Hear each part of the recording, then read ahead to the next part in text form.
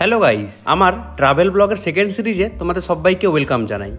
আমরা গেছিলাম উড়িষ্যার একটা অফবিট প্লেসে, যেটাকে উড়িষ্যার কাশ্মীরও বলা হয়। জায়গাটার নাম হচ্ছে দারিংবাড়ি। চলো এক এক করে তোমাদের সাইট সিনগুলো দেখাই। আমাদের ডে ওয়ানের প্রথম সাইট সিন হচ্ছে মা করঞ্জয়ী দেবীর মন্দির। মা দুর্গার এক রূপ হচ্ছে করঞ্জয়ী। আমরা যখন গেছিলাম মন্দিরটা বন্ধ ছিল, জাস্ট সামনে থেকেই দেখে এলাম। জঙ্গলের ভিতরেই রয়েছে এই মন্দিরটা। তারপরে শুনলাম ওই জঙ্গলে নাকি অনেক ময়ূর আসে। ওইটা দেখার জন্য আমরা কিছুটা জঙ্গলের ভিতরে গেলাম, কিন্তু ওই দিন কোনো ময়ূর দেখতে পাইনি, তাই আবার গাড়িতেই ফিরলাম। তারপর আমাদের সেকেন্ড সাইট সিনের প্রবেশ মূল্য হচ্ছে 10 টাকা। চলো ভিতরে কি রয়েছে দেখে আসি। দেখলাম বেশ উঁচু রাস্তা, আর উপরে যখন উঠে দেখি ওখানে শিব দুর্গার মন্দির রয়েছে। মন্দিরটা বেশ দারুণ, অনেকটা কারুকার্য করে মন্দিরটা বানিয়েছে।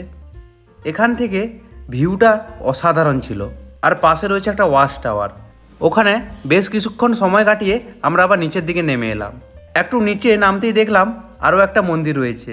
মন্দিরটার নাম হচ্ছে ঘণ্টেশ্বর মন্দির। ওখানে একটু প্রণাম করে আবার নিচে নেমে এলাম। নিচে একদম দেখি ড্যাম রয়েছে। বিকালে ওই ড্যামের পাশে বসে সৌন্দর্য উপভোগ করার একটা উপযুক্ত জায়গা। পাশে পার্কও রয়েছে একটা। তারপরে আবার গাড়িতে উঠলাম। গাড়িতে বসতে বসতে কিছুটা দূর যেতে দেখলাম বাম দিকে একটা ভিউ পয়েন্ট রয়েছে।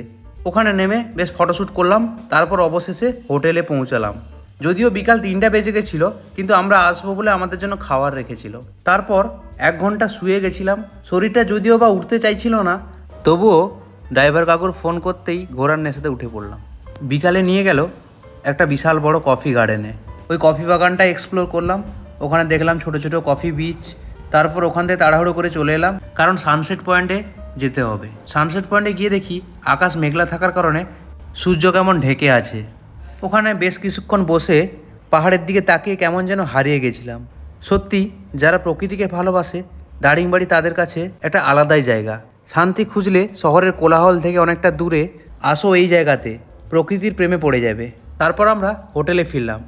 হোটেলে দেখি টিফিনের ব্যবস্থা রয়েছে, চা আর ওখানকার ফেমাস পকোড়া। হোটেলে কিন্তু ভালো ওয়াইফাই সুব্যবস্থা রয়েছে। আর একটা কথা, ওখানে কিন্তু এয়ারটেলের কানেকশান নেই, জিও আর বিএসএনএল চলে মাত্র। তারপর আমরা রাতে ডিনার অর্ডার করে দিয়েছিলাম, দিয়ে খাওয়া দাওয়া করে তাড়াতাড়ি ঘুমিয়ে পড়লাম পরের দিন তাড়াতাড়ি ওঠার জন্যে।